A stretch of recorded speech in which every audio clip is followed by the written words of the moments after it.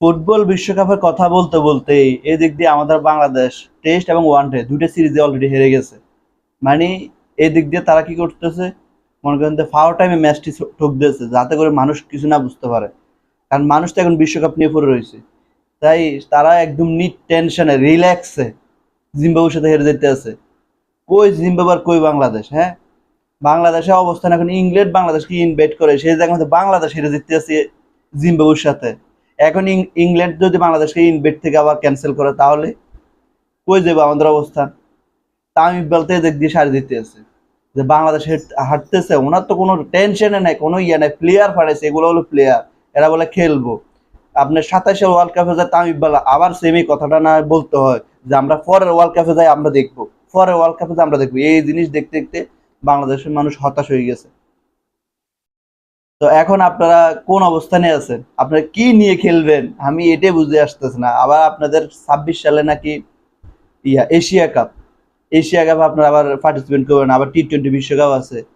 মানে আপনারা এই দল নিয়ে এত বড় একটা সার্ভাইভ করবেন এত আশা করেন আপনারা? সামান্য জিম্বাবু, সামান্য এগুলাম জিম্বাবুরে, জিম্বাবু তো জিতে ভাগ্যক্রমে বিভিন্ন দলের সাথে। সেই জিম্বাবুর সাথে বাংলাদেশের পর পর টেস্ট তো হারছে, টেস্ট তো লজ্জাজনক ভাবে হারছে। এটা তো টেস্ট বলে না, এটা টি-20 বলে, যে টি-20 ভাবে হারছে। আর ওয়ানডে তো হেরা কি খেলতেছে হেরা নিজেরাই জানে না। একজনে 80 বলে করে 50 রান, একজনে 90 বলে করে 60 রান, আর একজনে লাস্ট মুহূর্তে 50 বলে করে 30 রান। এটা নাকি খেলা? এরা নাকি 6 লাখ 7 লাখ 8 লাখ 10 লাখ টাকা বেতন টাকা পায় ইয়ার থেকে, বিসিবি থেকে। তো ওনাদেরকে এত টাকা দেয় কিন্তু ওনাদেরকে শুধু আমি মনে করি হাজিরি হিসেবে 500 টাকা করে দেওয়া দরকার বদিলের মতো। তাহলে মাসে 15,000 টাকা পাইব, তাহলে বুঝবো যে খেলা কষ্ট কত জিনিস। এখন না এসি রুমে হতে এসি বাসে করে আইয়া যায়, এসি বিমানে করে আসা যায়, খাওয়া দাওয়া মানে টোটাল সেট আপটা হচ্ছে বিএপি। তো ওনারা খেলা কি কি বুঝবে? একজন তো ফায়ের উপরে পা তুলে এসে দেখলাম যে বিমানে করে আসতেছে। বাহ, দারুণ। তো হ্যাঁ চিন্তা করে আমরা তো সবকিছুই পাই দিতেছি, বিশ্বকাপের আগে চলার মাধ্যমে আমরাও ফাঁকি মেরে দিতেছি। বিশ্বকাপ যেহেতু চলতেছে, বাংলাদেশের উচিত মানে বিসিবির উচিত এখন তাদের যেই টাকা পরিমাণটা যেই বেতনটা পাইবো সেটা 15,000 টাকা দেওয়া করে উচিত। কারণ ওরা তো সিরিজ ঠকছে, টেস্টও ঠকছে। তো ওদেরকে তো এখন 4 লাখ 4.5 লাখ 5 লাখ 10 লাখ টাকা দেওয়া দরকার নেই। ওদেরকে এখন আমি মনে করি হাজিরি হিসেবে দিব 500 করে, তাহলে দেখবেন যে সব কিছু ঠিক হয়ে যাবে।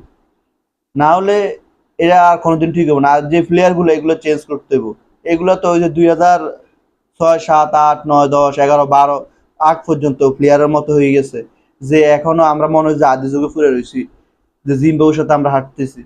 যে জায়গার মধ্যে দেশের মধ্যে আপনার অস্ট্রেলিয়া, ইংল্যান্ড, শ্রীলঙ্কা, পাকিস্তান খানা পায় না বাউন্স উইকেটে, সেই জায়গার মধ্যে আপনার বাউন্স উইকেটে কি করতেছেন?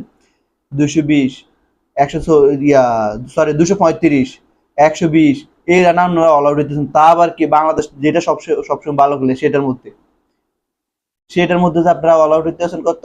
এই রানে যদি আপনারা অল আউট হন, যদি এটা বিশ্বকাপ এখন না চলতো আপনাদের কি অবস্থাটা হইতো আমি এটাই চিন্তা করতেছি। যে তামিম ইকবাল তো মনে হচ্ছে সর্ষের তেল নাকে দিয়ে ঘুমাইতেছে। তো দেয়া যাক, আমরা 27 সালে বিশ্বকাপের সময় শুনবো যে উনি কি আমাদেরকে কি কথা বলে, যে নেক্সট ওয়ার্ল্ড কাপ না 27 সাল ওয়ার্ল্ড কাপ।